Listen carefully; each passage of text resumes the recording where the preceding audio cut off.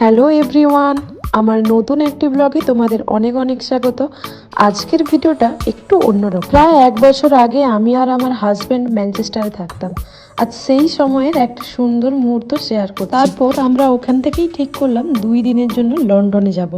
তো যেই ভাবনা সেই কাজ, আমরা আমাদের ব্যাগ গুছিয়ে বেরিয়ে পড়লাম লন্ডনের উদ্দেশ্যে। খুব উত্তেজনা আর আনন্দের মধ্যে দিয়ে বাসে করেই আমরা রওনা দিচ্ছি লন্ডনের দিকে। জানালার বাইরে তাকালেই মনে হচ্ছিল এই জার্নিটাই আলাদা করে উপভোগ করি। আর লন্ডনে ঢুকতেই চোখে পড়লো বিশাল বিশাল বিল্ডিং।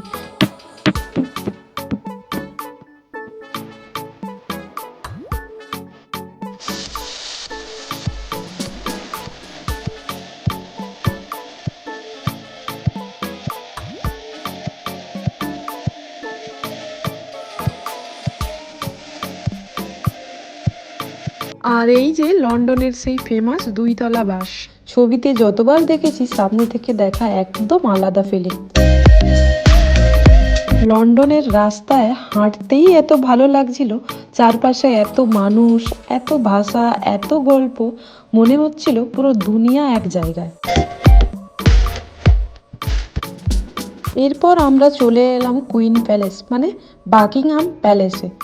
এই জায়গাটার সামনে থেকে গেলে সত্যিই অন্যরকম লাগে। এত সুন্দর, এত রয়্যাল, চারপাশটা একদম শান্ত আর ক্লাসিক। এখানে দাঁড়িয়ে মনে হচ্ছিল এটা শুধু প্যালেস না, এটা ইতিহাসের একটা অংশ। চারপাশে অনেক মানুষ, সবাই ছবি তুলছে, আর আমরাও এই সুন্দর মুহূর্তটা ক্যামেরায় ধরে রাখছি। লন্ডনে এসে কুইন প্যালেস না দেখলে ট্রিপটা অসম্পূর্ণ থেকে যেত।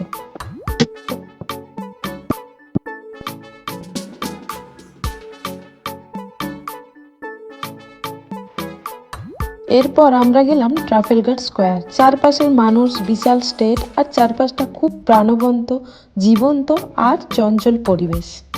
ট্রাফালগার স্কোয়ার শুধু ট্যুরিস্ট স্পট নয়, এখানে অনেক বিখ্যাত বিখ্যাত মুভির শুটিং হয়েছে।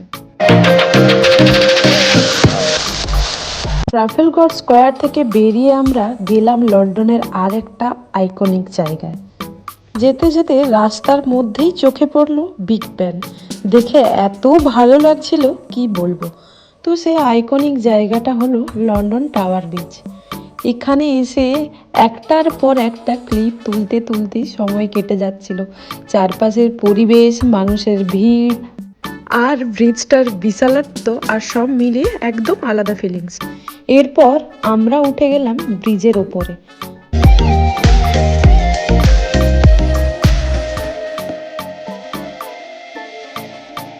আর এই যে গ্লাসের ওপর দিয়ে হাঁটার অংশটা, সত্যি বলতে আমি খুবই ভয় পাচ্ছিলাম। নিচে তাকালেই সব পরিষ্কার দেখা যাচ্ছিল, গাড়ি চলছে, মানুষ চলছে, আর সেই টেমস নদী। আমি জানি না কেন এত ভয় লাগছিল আমার, হয়তো এত উঁচু থেকে সবকিছু একসাথে দেখছিলাম বলেই। এই সময় আমার হাজবেন্ড বারবার বলছিল, এসব ভয় পেও না, আমি আছি। ওর হাত ধরে একটা আলাদাই সাহস পাচ্ছিলাম। তারপর ধীরে ধীরে গেলাম, আর একটু পরেই বুঝলাম ভয় পেলেও ভিউটা কত সুন্দর। এরপর টাওয়ার ব্রিজ থেকে ধীরে ধীরে নিচে নামতে নামতে প্রায় সন্ধ্যা হয়ে গেল। আকাশের রং বদলাতে শুরু করলো। এই দৃশ্যটা সত্যিই ভুলবার মতো নয়।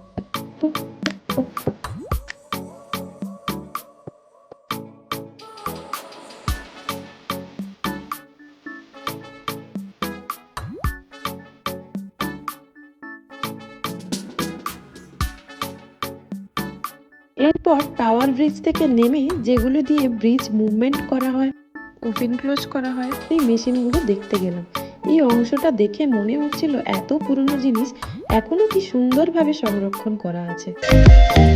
এরপর বাইরে বেরোতেই পুরো রাতের লন্ডন, চারপাশে আলো, ঠান্ডা হাওয়া যেন আরো বেড়ে গেছে।